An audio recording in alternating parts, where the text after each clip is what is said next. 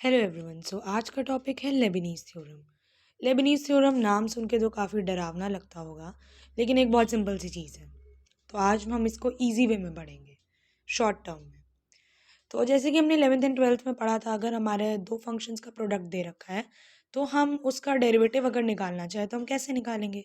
हम पहला function as it is, फिर derivative of other function, plus दूसरा function as it is, derivative of other. But Leibniz theorem का इसमें क्या काम है। अगर मान लीजिए हमको इन दो फंक्शन का, मान लीजिए d3 निकालना है, 3 बार हमें इसका डेरिवेटिव करना है, तो क्या अब आप इसको 3 बार डेरिवेट करेंगे? हमें चौथी बार निकालना है, तो क्या आप इसको 4 बार इसका डेरिवेटिव निकालेंगे? कैसे निकालेंगे? और अगर आप इस मेथड से निकालने लगे तो फिर तो सदियाँ निकल जाएंगी। तो इसीलिए लेबनीज़ ने एक बहुत अच्छी सी थ्योरम निकाली, जिससे हम बहुत ही सरल तरीके से, हमें अगर d3 5वां डेरिवेटिव निकालना हो तो हम सिंपल से एक लाइन में निकाल सकते हैं।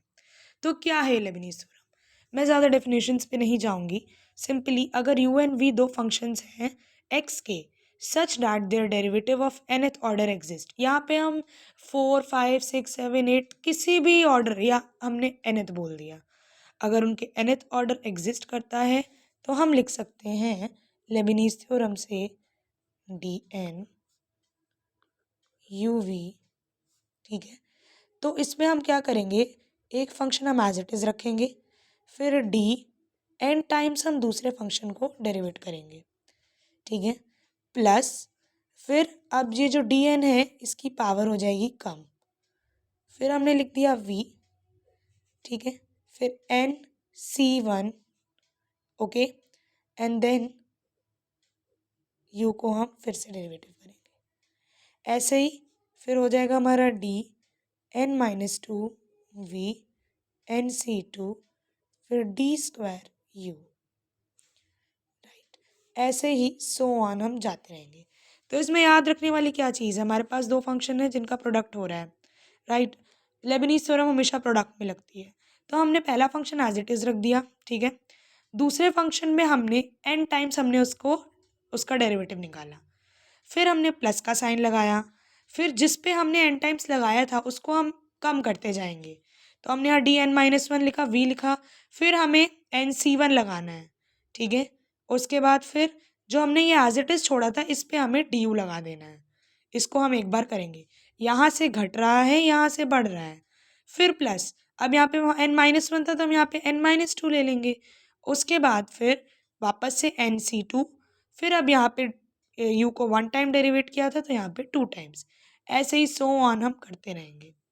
राइट, तो बस यही चीज़ समझने वाली है दोस्तों, कि हम यहाँ पे n-1 कर रहे हैं और कहाँ हम बढ़ा रहे हैं।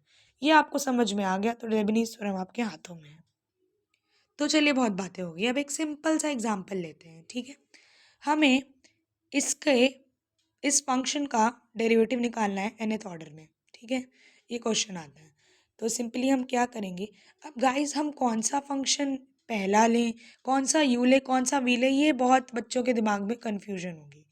तो इसमें मैं यहाँ पर जो u है वो मैं x³ ले लेती हूँ, और v को मैं e⁴x लेती हूँ। ऐसा मैंने क्यों लिया ये आप अभी देखेंगे। ठीक है, तो मैंने x³ को लिखा as it is, right, dn e⁴x। देखिए मैं पूरा थ्योरम पे चल रही हूँ, plus dn-1 e⁴x nc1 and this. जैसे मैं लिख रही हूँ आप भी प्रैक्टिस कर सकते हैं अपनी कॉपी में, dn-2 e⁴x nc2, फिर यहाँ पे बढ़ा रहे हैं, यहाँ हम कम कर रहे हैं 2 टाइम्स तो यहाँ हमने बढ़ा दी। ठीक है, प्लस फिर लगाएंगे, साथ साथ करिए तो आपको भी समझ आएगा। e⁴x nc3 d³ अब देखिए मैंने x³ को u क्यों लिया था। यहाँ पे हमने देखा कि अगर हम x³ को 3 बार इसका डेरिवेटिव निकालेंगे, x³ मान लीजिए हमने यहाँ लिखा, पहला इसका होगा 3x², फिर इसका होगा 6x दूसरा, तीसरा इसका 6, अब इसका डेरिवेटिव करेंगे तो 0। तो इसको आगे लिखने से कोई मतलब नहीं, यहाँ पे हमारा 0 आ जाएगा। तो हमें इतना ही लिखना पड़ेगा, यही इसका पूरा इस फंक्शन का n टाइम्स हमने डेरिवेटिव निकाला है। अब गाइस इसको हम लोग अगर सिंप्लीफाइड फॉर्म में लिखेंगे तो एक्स क्यूब, हमें पता है e की पावर 4x को अगर हम n टाइम्स करते हैं तो यहाँ आ जाएगा 4 की पावर n e की पावर 4x। क्योंकि हमने पढ़ा है, अगर किसी को ना पता हो कि अगर e की पावर 2x है या e की पावर ax है तो इसमें हो जाता है, तो ये हो जाता है a की पावर n e की पावर x।